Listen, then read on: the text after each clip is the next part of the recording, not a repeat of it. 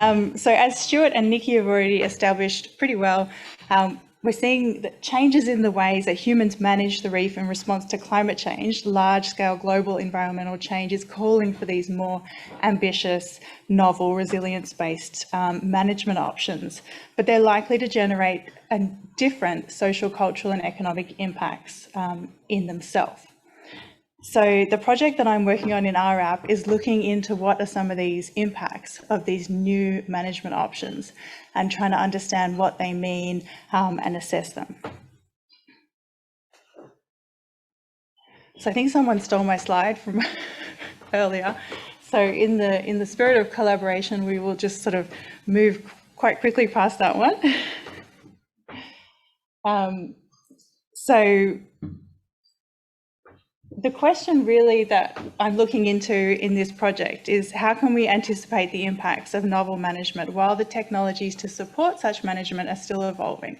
So when I started early on in this project, we started looking at it as a traditional impact assessment, and quite quickly we were sort of corrected to say, well, you know, this is not a traditional impact assessment because we don't have a defined scope, time frame, and we don't know what the technologies are going to look like yet. So you can't apply traditional impact assessment methodologies particularly well in this case.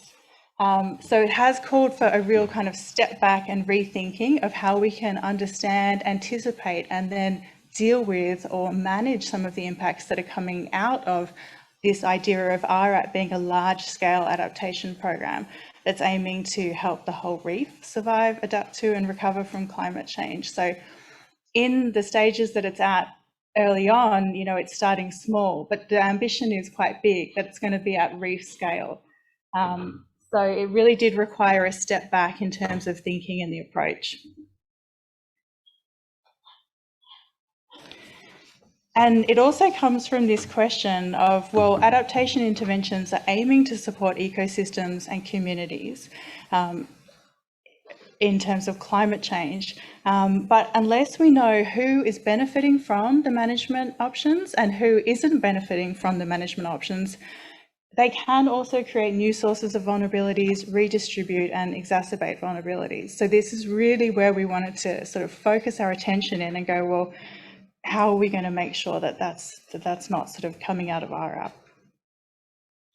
So we're looking at these types of questions. So what may happen to whom, where and when? So that's sort of where it started from. And then moving towards, well, what is the range of possible future scenarios? We may not know exactly what's going to happen in a determined sort of way. So we need to look at all of the different range of possible scenarios. And then thinking about assessing the likelihood and importance, so which are the more important impacts to actually assess and to consider in RAP in terms of guiding the program itself and how it unfolds. So as you've seen from our little speed dating research RAP session, we are a pretty large sub-program, and this is just in the social science engagement and regulatory teams.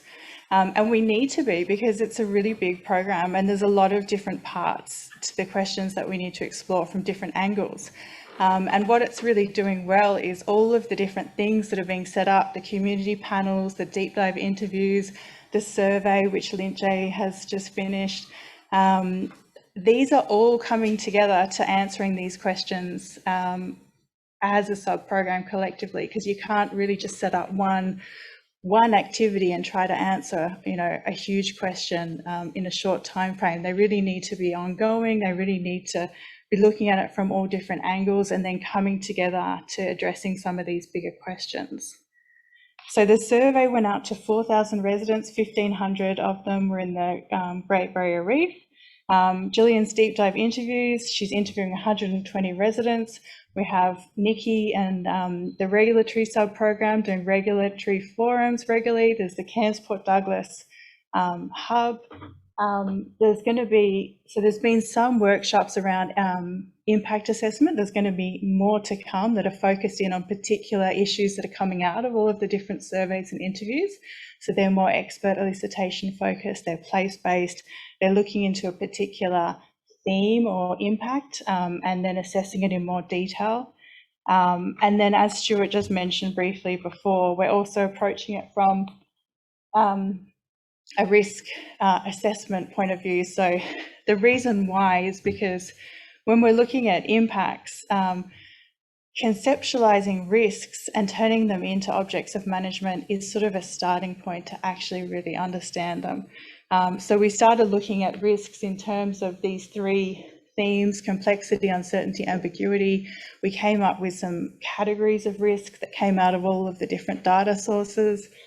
So they're the 5 risk themes, and then we're starting to unpack some of the impacts that are actually coming out as well, and trying to understand them in that sense. So that's one of the ways that we're doing it.